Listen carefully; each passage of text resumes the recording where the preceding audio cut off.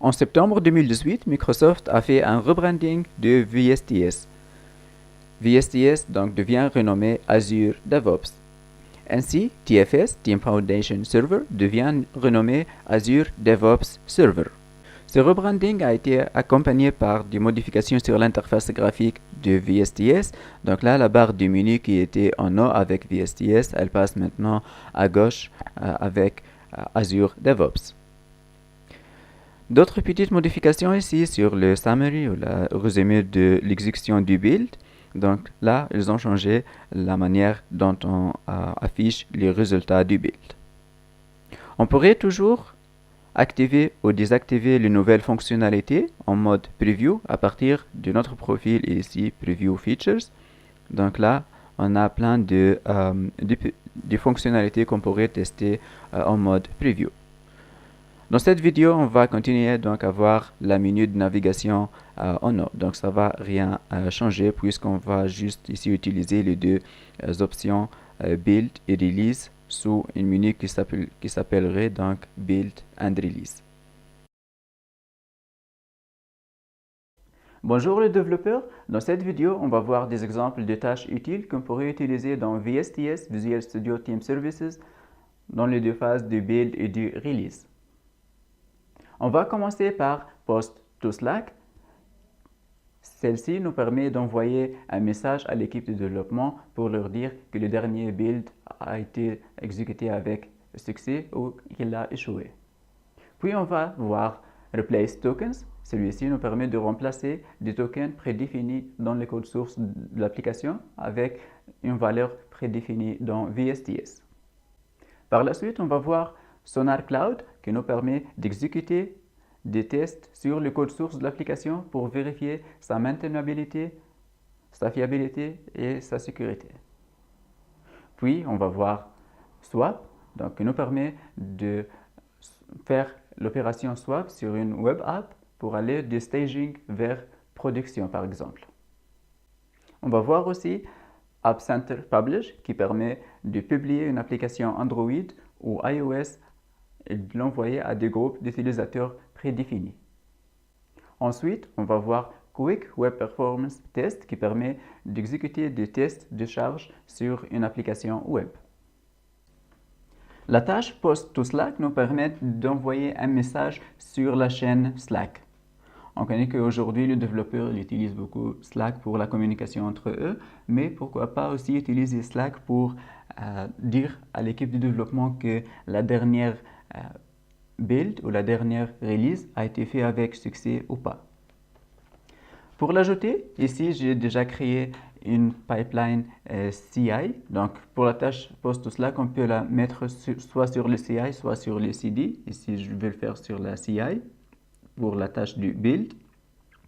Donc, j'ai un exemple d'une application ASP.NET Core. Donc, ça va ajouter les tâches standards pour ASP.NET Core. À la fin de cette pipeline, je vais donc ajouter la tâche Post to Slack. Pour le faire, je vais ici cliquer sur ce bouton plus et ici je peux ajouter donc d'autres tâches. Là, je vais chercher Slack.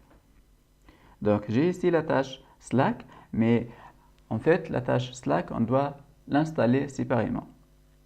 Si vous n'arrivez pas à la voir ici dans la barre de recherche, c'est que vous devrez l'installer. Donc ici, dans la section Marketplace, on aura le lien. Si elle n'est pas installée, on aura le bouton ici installer, activé, et à travers ça, donc on peut l'installer pour l'ajouter comme étant, disons, une extension sur VSTS. Donc, on clique Get It Free. Donc, c'est une tâche gratuite. Et donc, ça va lancer la procédure pour l'installer sur votre compte VSTS.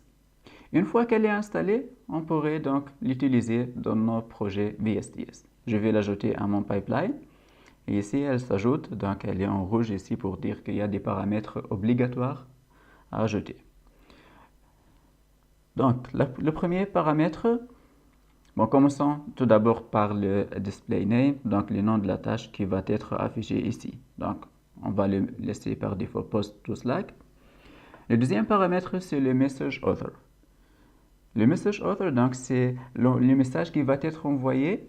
Il va être affiché sur Slack comme étant envoyé par qui. Donc, par qui, c'est le paramètre qui sera écrit là. Donc là, je vais dire, c'est le nom de mon application.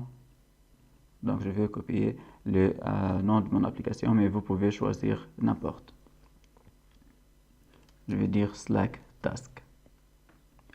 Message, donc le message à envoyer. Donc, lorsqu'on va envoyer le message sur Slack, quelle information on veut mettre dans ce message? Par défaut ici, la tâche, elle nous propose d'ajouter donc le build number de ce projet et dire que il a été fait avec succès. On peut ajouter d'autres informations dans ce message. Donc, comme ici on a utilisé le build number, on peut aussi utiliser les variables qui sont citées ici pour dire, par exemple, le system debug ou la build definition ou la build configuration pour dire si build ou si release. On peut aussi utiliser donc d'autres variables. Donc, si ici j'utilise ce lien-là, j'aurai la liste pratiquement de toutes les variables que je peux accéder à partir de VSTS. Donc, il y a le build URI, il y a le build definition name, keyword by. Moi, ici, j'ai préparé donc une liste de variables que je vais utiliser. Si on analyse ce variable, donc je vais inclure le build number, je vais inclure aussi le build name. Donc, le build name, c'est le nom de mon projet. Aussi, le build ID, donc c'est comme le build number, le ID, c'est un ID associé à ce projet-là. Il y a le build keyword by, donc build keyword by, ça va nous dire quelle personne a fait le trigger de ce build. Agent.name, donc puisqu'on pourrait utiliser plusieurs agents ici sur VSTS, on peut voir la liste des agents sur phase. Donc, à partir de cette liste d'agents, lequel on a utilisé pour exécuter le build. Cette information pourrait être utile, par exemple, parfois on n'utilise pas le bon agent pour exécuter le build, donc ça va induire la tâche de build en failure. Les autres paramètres que j'ai ajoutés ici, c'est le source directory, build source directory. Donc, lorsque le build va être exécuté sur un agent, le source directory, il va nous dire sur quel répertoire l'agent a utilisé en fait. Source branch name, c'est la branche utilisée sur le source control, sur GitHub ou sur VSTS code. Source version, donc ça va nous dire quel commit a été utilisé avec ce build. On voit ici qu'on a ajouté les paramètres donc, avec la syntaxe $, les deux parenthèses, puis le nom de la paramètre. Donc c'est la syntaxe utilisée par VSTS pour remplacer ce paramètre par leur valeur. Puis, le troisième paramètre qu'on doit fournir ici à cette tâche, c'est le Slack API token. Donc, le token, on peut le récupérer sur le site des applications Slack. Donc, si je vais ici sur api.slack.com, je pourrais là créer une nouvelle application Slack. Donc, je vais l'appeler ici VSTS Demo. Puis on doit choisir dans quel compte Slack à utiliser. Je vais utiliser celui-ci et je crée mon application. Une fois l'application a été créée, on va aller ici sur Off et Permission.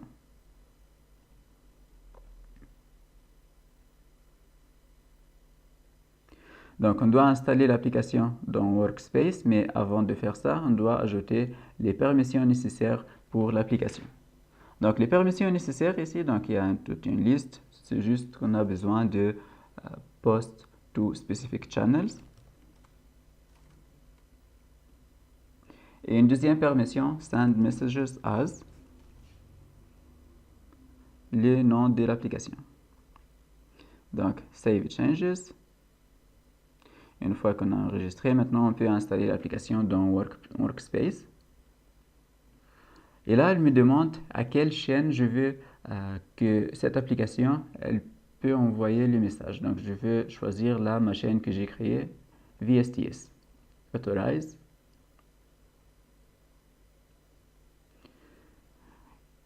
Et là, j'aurai donc le Access Token que je pourrais utiliser avec VSTS. Je vais le copier et l'utiliser ici. Donc, je peux le copier ici directement, mais il sera visible par tous les membres de l'équipe.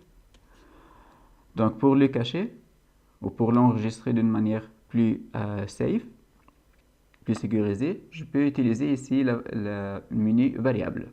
Avec la menu variable, il y a déjà la liste de variables prédéfinies. Je peux ajouter un autre variable et le sécuriser. Donc là, je dois enregistrer ou je dois fournir un nom de mon variable. Donc je vais l'appeler slack.token par exemple.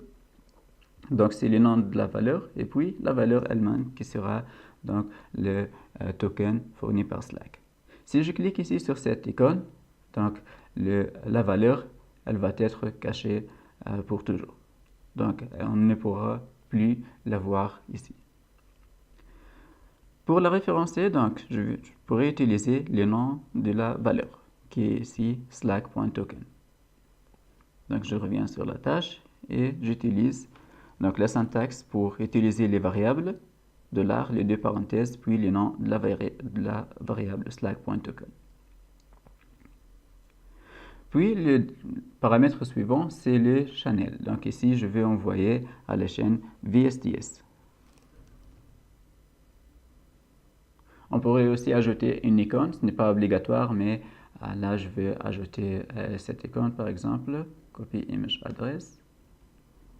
Donc l'icône elle va être affichée dans Slack comme étant l'icône de celui qui a envoyé le message. Donc c'est tout le paramètre nécessaire pour configurer la tâche post au Slack afin d'envoyer un message. Il ne reste qu'à faire un test. Donc je vais faire save and queue.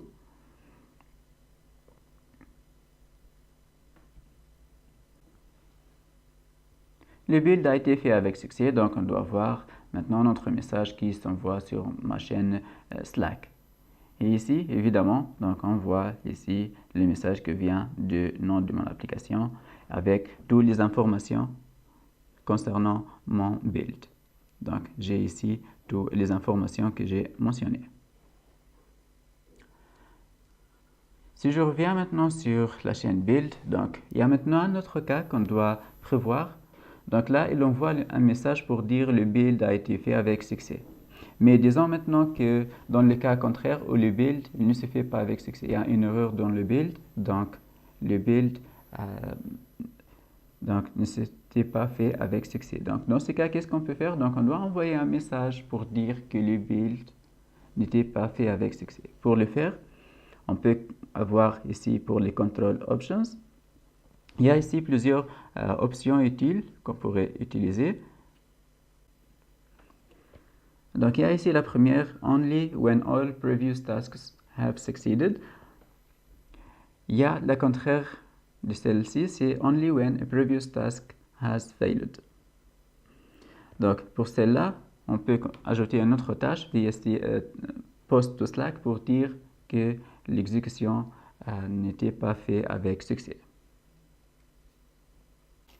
Dans cette démo, on va voir comment utiliser Replace Tokens, qui est une tâche sur VSTS nous permettant de remplacer des bouts de code dans nos codes sources à partir des valeurs prédéfinies dans VSTS. J'ai commencé mon projet par créer un nouveau projet sur VSTS. J'ai défini les étapes de build pour une application ASP.NET Core. Et à ces étapes, je vais ajouter la tâche Replace Tokens. Donc au début, si je n'ai pas ça, donc je vais ajouter la tâche en cliquant ici sur l'icône plus. Donc ça va ajouter, donc cette page va s'afficher. Nous demandons quelle extension on veut utiliser. Donc on va chercher la Replace Tokens. Et là, on a deux, donc je vais utiliser cette deuxième extension. Par défaut, on ne l'aura pas dans VSTS parce que ce n'est pas intégré par défaut à VSTS, donc on doit l'installer. Donc sur Marketplace, on aura le lien pour installer cette extension sur votre compte VSTS. Une fois que c'est installé, on pourrait donc l'ajouter à notre pipeline en cliquant sur Add. Donc là, je vais l'ajouter juste au début de ma chaîne CI parce qu'en fait, celle-ci, elle va agir sur le code source de l'application. Si je le mets à la fin, donc j'aurai que le DLL. Donc si je change le code source à la fin, ça aura aucun changement. Sauf si je change des fichiers XML, JSON ou des fichiers de configuration. Mais là, je vais changer dans le code source de l'application le fichier CSHTML. Donc, la première étape à faire ici, c'est de référencer le fichier qu'on veut modifier. Donc, ici, on a sur les trois points, ici, on peut choisir quel fichier on veut utiliser. Donc là, je peux accéder au source code de mon application comme il était donc, hébergé sur GitHub ou sur VSTS Code. Donc là, je vais aller juste au fichier que je veux changer. Donc là, c'est dans le dossier page. Je veux changer le dossier ou le fichier layout, par exemple. Donc layout dans les applications ASP.NET, c'est le fichier qui va afficher la menu tout en haut et le footer tout en bas. Donc je vais cliquer OK. Et là, donc pour ces champs-là, on doit juste renseigner le dossier, pas le fichier lui-même. Donc pour le fichier, je le considère dans cette troisième case, le target file. Après ça, donc on peut maintenant faire des changements sur le fichier. Donc on va définir une valeur sur VSTS, puis cette extension, elle va prendre cette valeur et l'écrire dans le fichier source layout.cshtml. Donc commençons par définir la variable ou la valeur. Donc je vais aller ici sur variable et j'ai ici déjà ajouté une variable version name. Donc au début, si on n'a pas cette variable en fait, on peut cliquer sur add, le nom de la variable, et ici je vais dire par exemple c'est ma version 2.0 par exemple.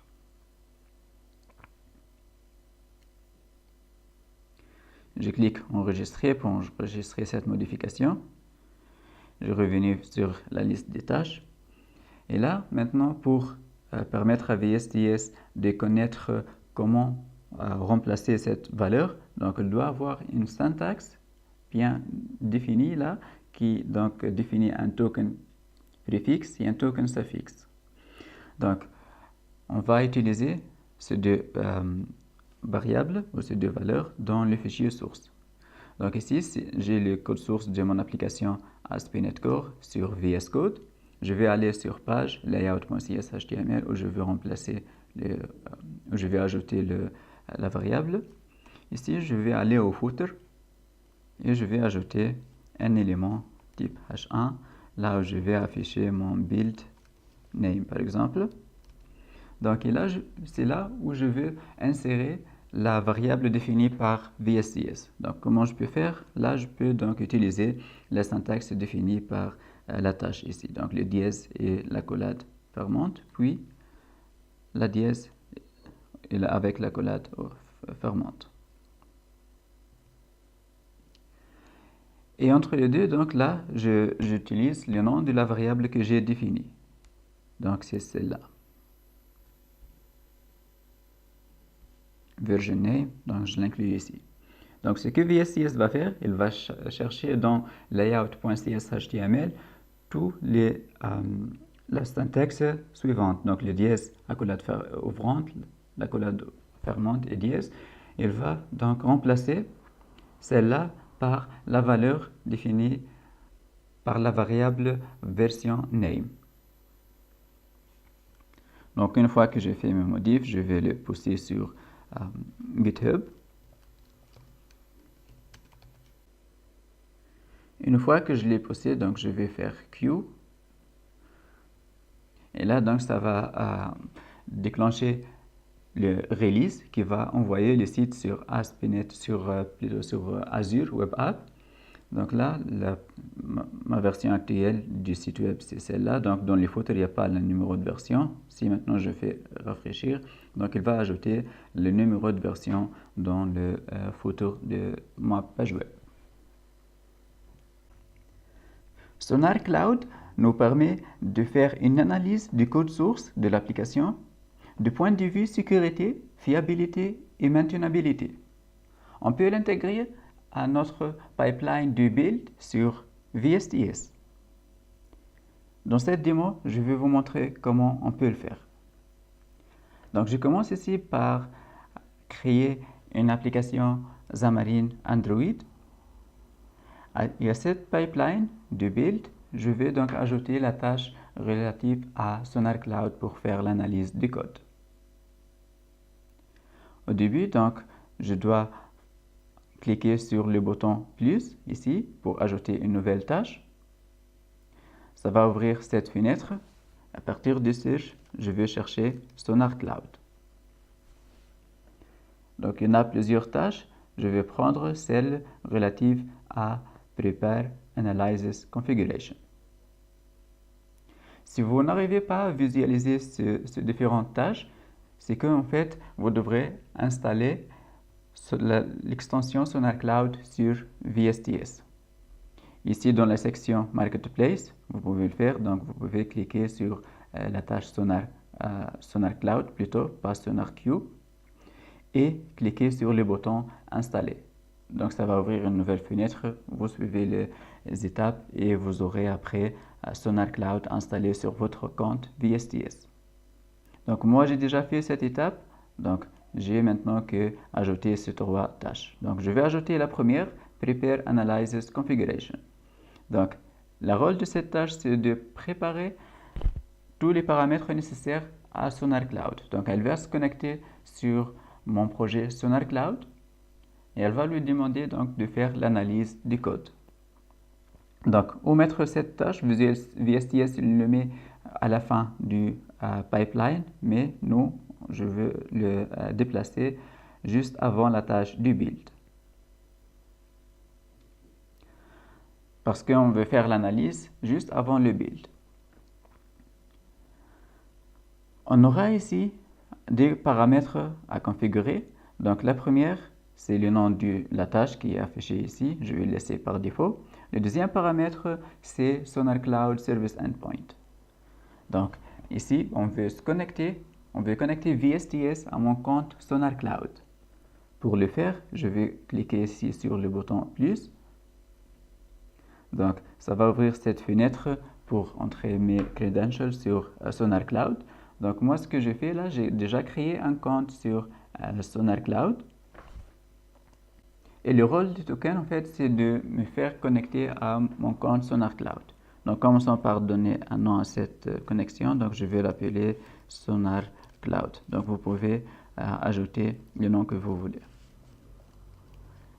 Et ici, pour le token, donc, je dois préciser un token. Donc ici, je peux suivre ce lien-là. Donc je vais ouvrir Sonar Cloud. Donc ici, elle ouvre une fenêtre sur mon compte Sonar Cloud pour me permettre donc de créer un nouveau projet. Donc je vais là créer un nouveau projet. Je vais sur le bouton plus, Analyze New Project. Et là, en 3 étapes, donc je vais commencer par spécifier quel type ou quel compte j'utilise avec mon Sonar Cloud compte. Donc, je clique Continue. Et ici, je donne un nom à mon token. Je vais l'appeler VSTS Token for Xamarin, par exemple. Je clique sur Generate et ça va donc générer le token que je vais utiliser après. Je fais Continue. Et là, la troisième étape consiste donc à choisir les types ou les langages utilisés dans mon projet. Là, dans mon projet Xamarin Android, ça utilise C#, mais on voit bien que ça supporte d'autres langages tels que Java, C, C++, Python, PHP et même JavaScript. Je clique sur C# Et là, donc, je dois donner un unique project key, donc les clés de mon projet. Je vais l'appeler xamarin.android. Notez bien cette valeur parce qu'on va l'utiliser après dans VSTS.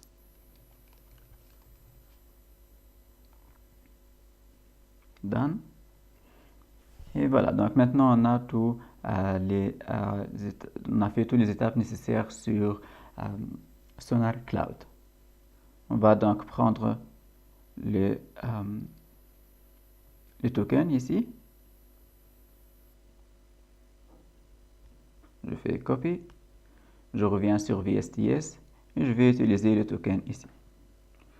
Je peux ici vérifier la connexion pour voir si le token il est bien configuré. Je clique OK et voilà. Donc maintenant,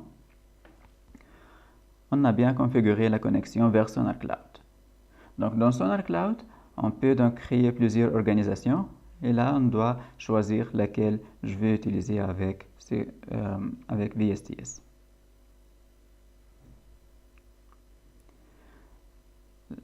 L'étape suivante, c'est d'utiliser le project key. Donc le project key, c'est la valeur dans la troisième étape.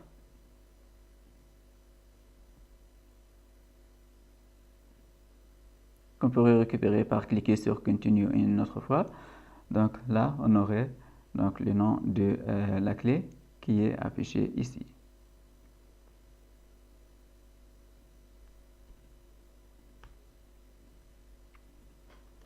Donc je vais l'utiliser dans Project Key. Donc c'est toutes les étapes nécessaires pour configurer Sonar Cloud à analyser le code source de mon application. Donc ça, c'est la tâche en fait de préparation de l'analyse. Ensuite, on doit ajouter une autre tâche pour exécuter l'analyse. Pour le faire, je vais cliquer une autre fois sur l'icône plus. Je vais chercher Sonar. Et là, donc, j'ai la tâche pour Run Code Analysis. Je l'ajoute à mon pipeline. Et l'exécution donc de l'analyse de code, ça va se faire directement après les étapes de build. Donc dans cette tâche-là, on n'a pratiquement aucune configuration à faire parce que tout a été fait dans la tâche Prepare Analysis en Sonar Cloud.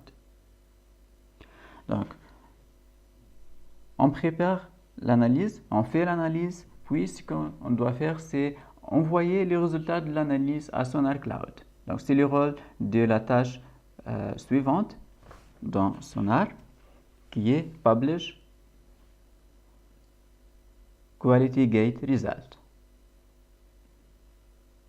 Donc, je l'ajoute juste après le Run Code Analysis pour envoyer les résultats. Donc, dans cette tâche aussi, je peux laisser toutes les valeurs par défaut. Donc, je n'ai rien à changer ici. Donc, avec ces trois tâches-là, on a donc préparé l'analyse, exécuté l'analyse et envoyé le résultat à Sonar Cloud. Donc là, on est prêt à faire exécuter notre pipeline. Donc, je vais le faire en cliquant ici sur Save and Queue et enregistrer. Une fois que le build a fini son exécution, on peut basculer sur Sonar Cloud et à partir d'ici, donc je peux aller sur mes projets et voir ici donc le résultat de l'analyse faite par Sonar Cloud. Donc ça va faire une analyse sur les bugs, les vulnérabilités, code smells, le taux de coverage, duplication et plein d'autres types d'analyses qui sont utiles pour connaître donc la qualité de notre code. Dans cette démo, on va voir comment on peut basculer notre application de l'environnement staging vers l'environnement prod. Dans Azure, j'ai créé une web app.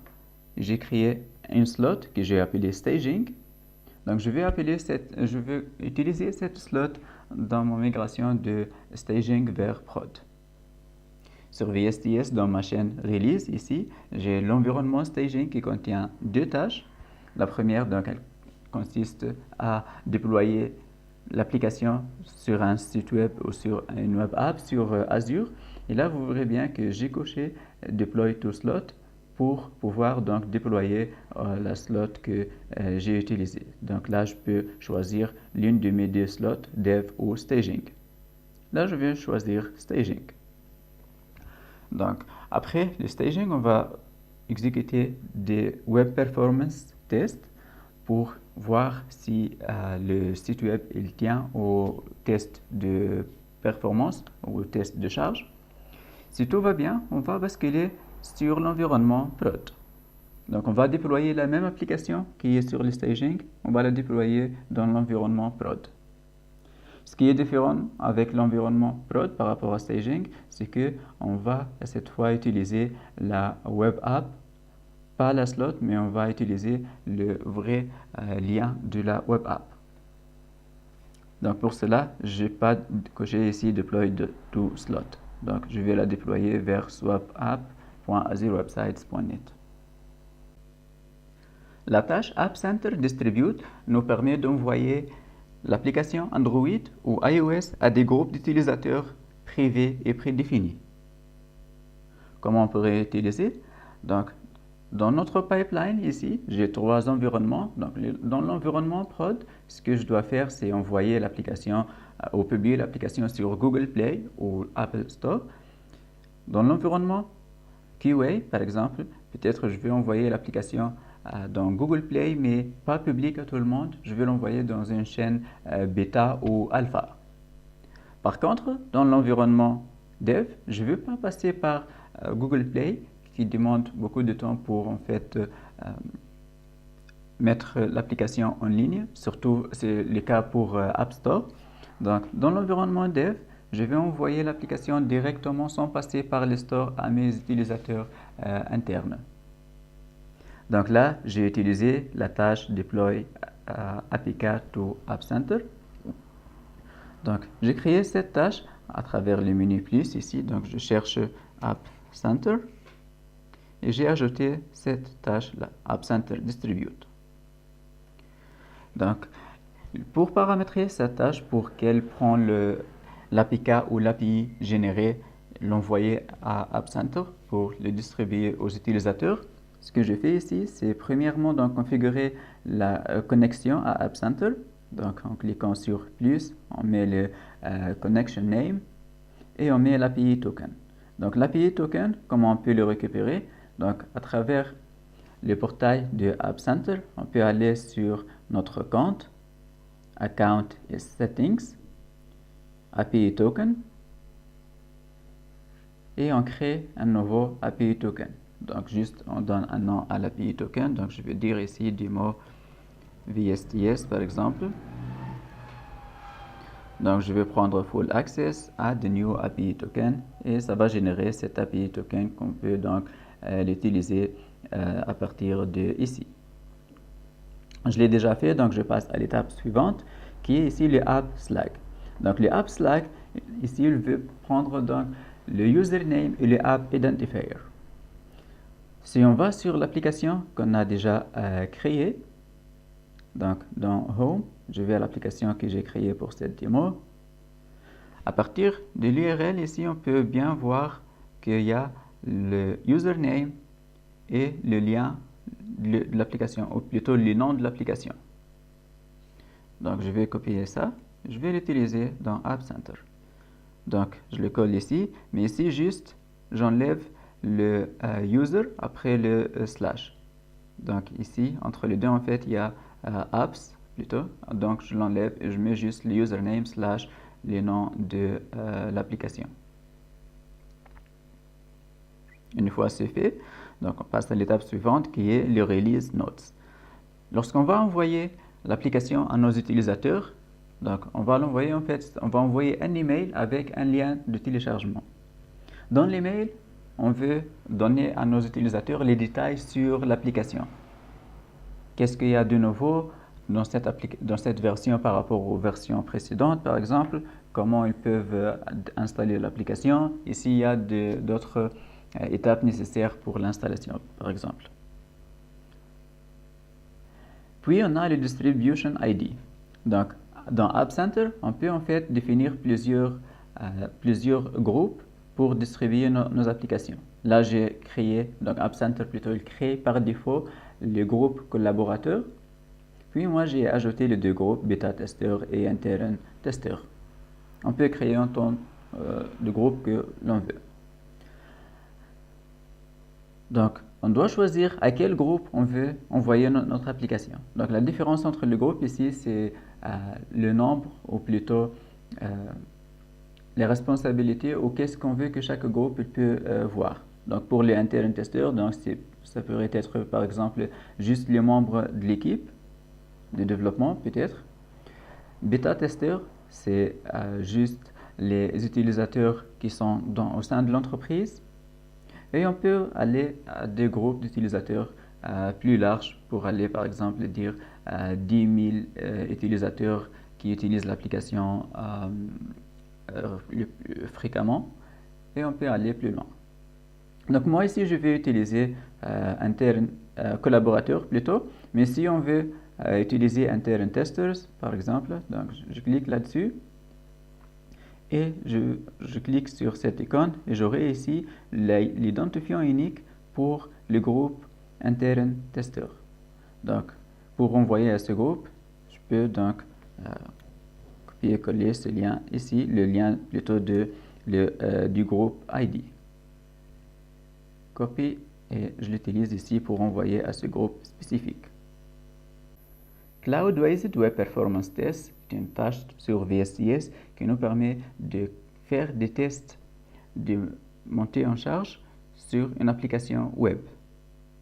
Donc, elle permet d'envoyer plusieurs requêtes à notre site web pour voir si le temps de réponse il est au-dessus d'un seuil bien défini. Donc, comment la configurer? Ici, dans mon environnement ou dans mon pipeline, j'ai plusieurs environnements, Dev, Staging et Prod. Peut-être avant de passer à Prod et dans l'environnement Staging, je vais donc exécuter ce test de charge sur mon application. Si tout va bien, à ce point-là, je vais basculer sur Prod. Donc, on va ajouter cette tâche dans Staging. Donc, dans Quick Web Performance Test, donc je l'ai ajouté en cliquant sur plus, puis je cherche Quick Web Performance Test. Je l'ajoute à mon pipeline et puis je le configure. Donc, le premier paramètre à configurer, c'est le website URL. Donc, je mets où j'ai déployé mon site web. Puis, test name, donc le name que je vais attribuer à ce test. Donc, je vais l'appeler load test. Puis, il nous demande ici user load. Donc, lorsque VSTS va faire la simulation, combien d'utilisateurs il va utiliser.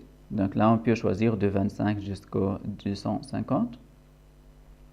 Puis, on a la duration ou la durée d'exécution des tests. Donc, plus la durée elle est courte, plus les tests sont plus forts. Donc là, je vais mettre 60 secondes.